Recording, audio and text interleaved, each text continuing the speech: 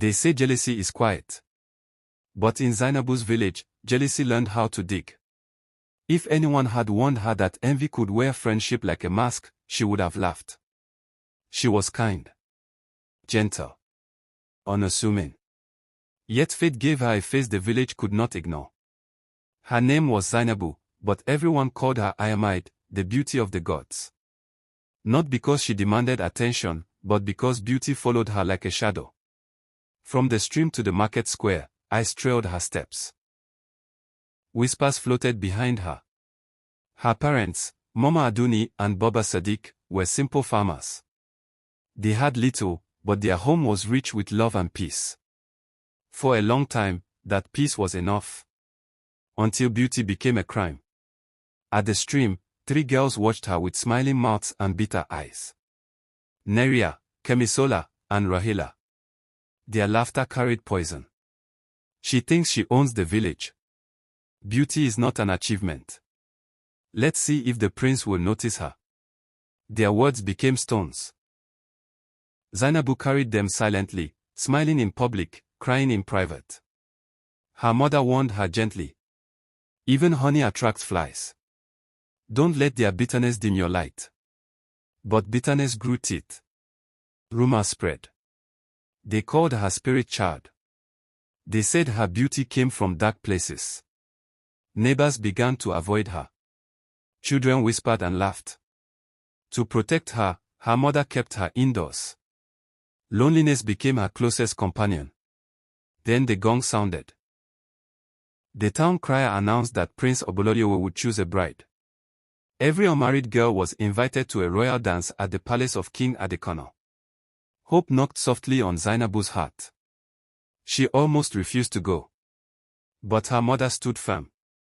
Don't let fear bury your destiny. She dressed her like royalty. Wrapper. Cowrie beads. Quiet confidence.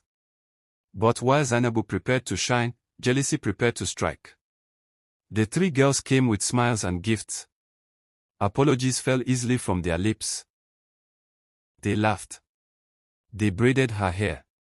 They called her sister. Loneliness made Zainabu believe them. Behind her back, they went into the bush. They dug a pit. Deep enough to swallow dreams. On the morning of the dance, Zainabu's mother had a terrible dream.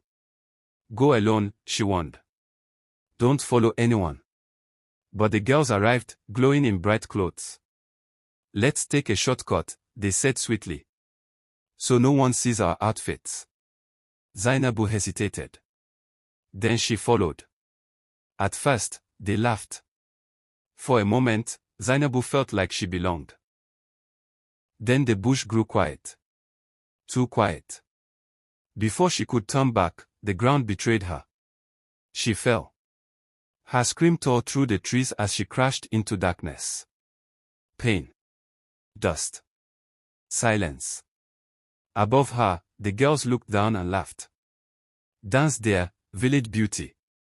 Then they walked away. They left her with broken legs, broken hope, and a sky that slowly faded into night. At the palace, her parents waited. She never came. The prince found no bride. God searched. Nothing. Grief filled the palace halls. Until dawn.